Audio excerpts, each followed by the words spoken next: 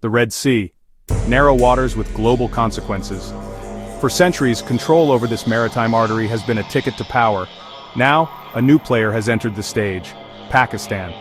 Through its narrow straits, especially the Bab el-Mandeb down in the south, flows a staggering portion of the world's commerce: oil tankers from the Gulf, container ships from Asia, and military vessels from just about every major power. Pakistan, a nation more commonly associated with the mountains of the Hindu Kush and the plains of the Indus, has decisively turned its strategic gaze westward. Its navy, which used to focus mainly on the Arabian Sea, is now making its presence felt in these contested waters. The Red Sea's importance isn't some recent phenomenon. It's a story that's been written over millennia. Since the time of the pharaohs, who sent expeditions down its coast in search of gold and incense, this waterway has been a conduit for commerce and conquest. Roughly 12% of all global trade, including nearly 10% of the world's seaborne oil, passes through the Bab el-Mandeb Strait each year. Any disruption in this narrow passage, which is only 18 miles wide at its narrowest point, would have immediate and catastrophic effects on the world economy. This vulnerability makes the security of the Red Sea a paramount concern for every major trading nation on the planet. Beyond trade, the Red Sea is a critical military and security arena, with countries from China and the US to France and Japan establishing a presence. Pakistan's move into the Red Sea isn't some isolated act, but really the culmination of a decade-long strategic pivot. For years, the Pakistan Navy has been undergoing a quiet but dramatic transformation. With significant technological and financial assistance from Beijing, it's moved beyond its traditional role of coastal defense to develop a true blue water capability. This naval buildup is directly tied to Pakistan's economic aspirations, which are increasingly intertwined with China's Belt and Road Initiative. The centerpiece of this vision is the China-Pakistan Economic Corridor, or CPEC, a multi-billion-dollar project designed to connect China's western region to the Arabian Sea through the Pakistani port of Gwadar. The China factor is, arguably, the most critical element driving Pakistan's Red Sea strategy.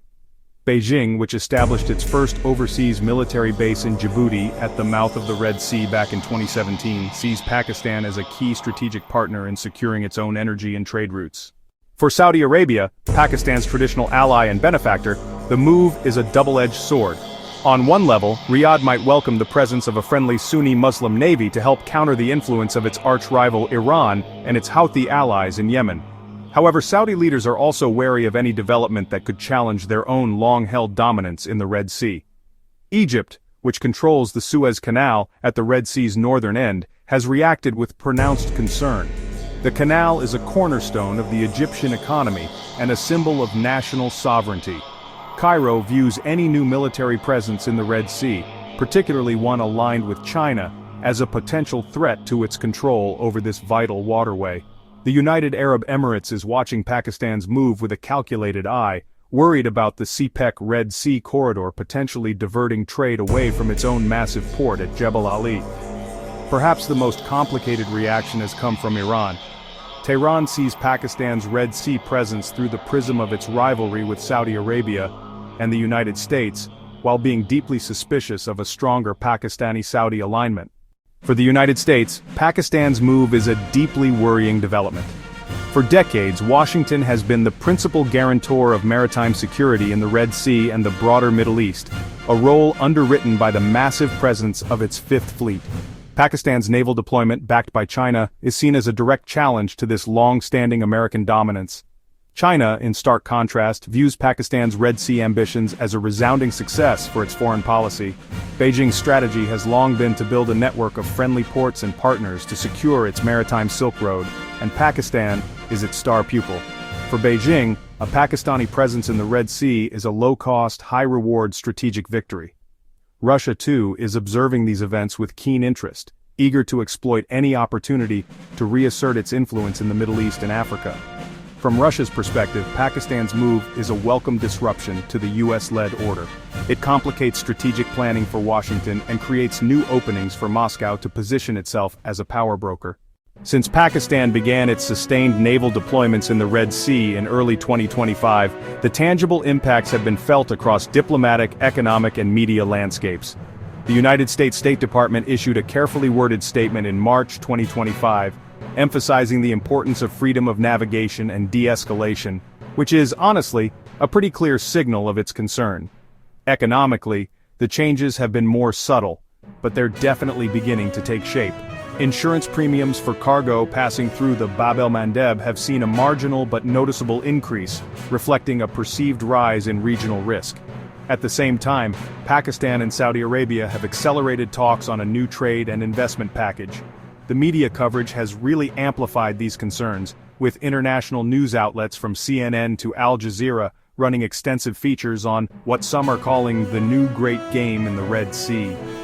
These real-world impacts show that Pakistan's move is far from symbolic. It has altered the daily rhythm and risk calculus of one of the world's most important waterways. Pakistan's bold foray into the Red Sea is, honestly, laden with significant risks that could easily spiral into major crises. The most immediate and dangerous of these is the potential for military miscalculation, a simple navigational error, a misinterpretation of intent during a shadowing exercise, or an accidental confrontation with Houthi rebels or regional pirates, could escalate with alarming speed. Beyond direct military clashes, the economic risks are also pretty profound. If regional tensions escalate due to Pakistan's deployment, shipping insurance rates could skyrocket, making the route prohibitively expensive.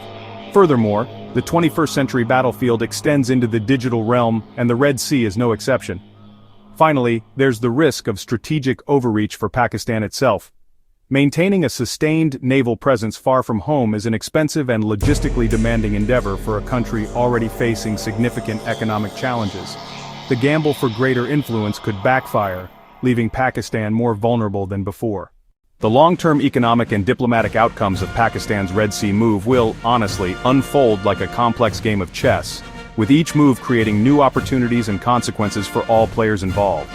For Pakistan, the best-case scenario is that its naval presence successfully underwrites the Gwadar-Jeddah trade corridor, but the potential negative outcomes are just as significant. For the region's other players, the diplomatic chessboard is being rearranged.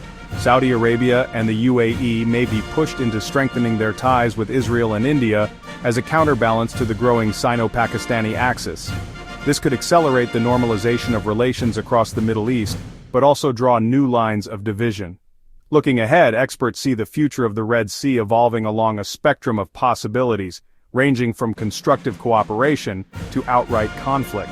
The most optimistic scenario envisions Pakistan's presence acting as a catalyst for a more inclusive regional security architecture, while the worst-case scenario is a slide into sustained conflict.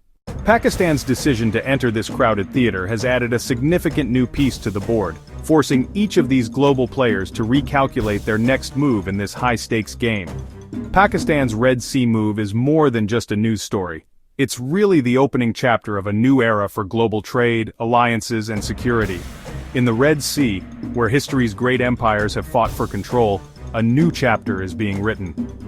Pakistan's move may be the first ripple in a wave of change that will shape global trade, alliances, and security for decades to come.